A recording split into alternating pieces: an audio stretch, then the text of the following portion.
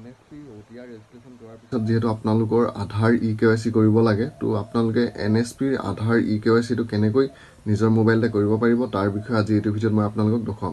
তো বন্ধুবান্ধৱীসকল NSP আধাৰ EKYC কৰিবলৈ হলে আপোনালোকক দুটা এপছৰ দৰকাৰ হ'ব এটা হৈছে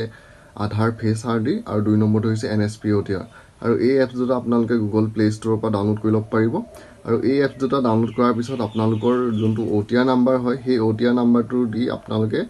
NSP যোনটো আপোনালোকৰ OTR এপছ আছে তালৈ আপোনালোকে যাব লাগিব আৰু তাত যোৱাৰ পিছত আপোনালোকৰ তাত তিনটা অপচন লাব প্ৰথম আপোনালোকৰ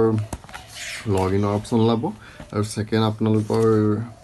ৰেজিষ্টাৰ অপচন লাব আৰু তিন নম্বৰতে লাব আপোনালোকৰ আধাৰ EKYC তো আপোনালোকে কি কৰিব প্ৰথম যেহেতু আপোনালোকে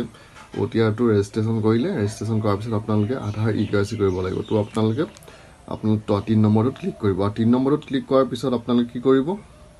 আপোনাৰ যোনটো NSP OTR নাম্বাৰ আছে সেই OTR নাম্বাৰটো দি আপোনালোকে চেইন OTP ত ক্লিক কৰিব আৰু চেইন OTP ত ক্লিক কৰাৰ লগে লগে আপোনালোকৰ যোনটো OTR আপোনালোকে ৰেজিষ্ট্ৰেচন কৰা নাম্বাৰ দিছিলে তাত এটা OTP যাব আৰু সেই OTP টো দি আপোনালোকে তলৰ যোনটো ক্যাপচাৰ আছে সেই ক্যাপচাৰটো দি আপোনালোকে নেক্সটত ক্লিক কৰিব আৰু নেক্সটত ক্লিক কৰাৰ লগে লগে আপোনালোকৰ সন্মুখত এনেদৰে ওলাব প্ৰফাইল ডিটেইলছ বুলি তো ইয়াত আপোনালোকৰ নেম ডেট অফ বাৰ্থ টো আপোনালোকে চাই ল'ব আৰু EKYC ত আপোনালোকৰ দেখাব যে নট ভেৰিফাইড তো আপোনালোকে কি কৰিব তাত অলপ তললৈ চালে দেখিব যে প্ৰসিড বুলি এটা অপচন আছে আপোনালোকে তাত ক্লিক কৰিব আৰু প্ৰসিডত ক্লিক কৰাৰ পিছত প্ৰসিড ফৰ ফেচ অথেন্টিকেশ্যন আইএগিত ক্লিক কৰিব আৰু আইএগিত ক্লিক কৰাৰ পিছত আকৌ আপোনালোকে প্ৰসিডত ক্লিক কৰিব আৰু প্ৰসিডত ক্লিক কৰাৰ পিছত আপোনাৰ যোনটো কেমেৰা হয় সেই কেমেৰাটো অন হ'ব আৰু কেমেৰাটো অন হোৱাৰ পিছত আপোনালোকৰ সন্মুখত এনেদৰে ওলাই যাব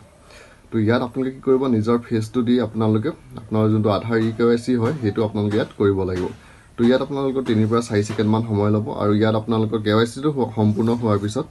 আপোনালোকৰ সন্মুখত এনেদৰে আহিব ইউ হেভ সাকসেসফুলি ভেৰিফাইড তো তাৰ পিছত আপোনালোকৰ যোনটো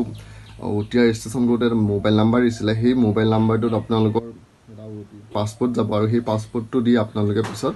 আপোনাৰ যোনটো NSP লগইন হয় সেই লগইন কৰিব পাৰিব লগইন কৰিবলৈ আপোনালোকৰ OTR নাম্বাৰটো আৰু পাছপোৰ্টটো পিছত দৰকাৰ হ'ব আৰু এনেদৰে আপোনালোকে আপোনাৰ নিজৰ যোনটো আধাৰ EKYC হয় সেই EKYC টো NSP OTR এপছটোত কৰিব পাৰিব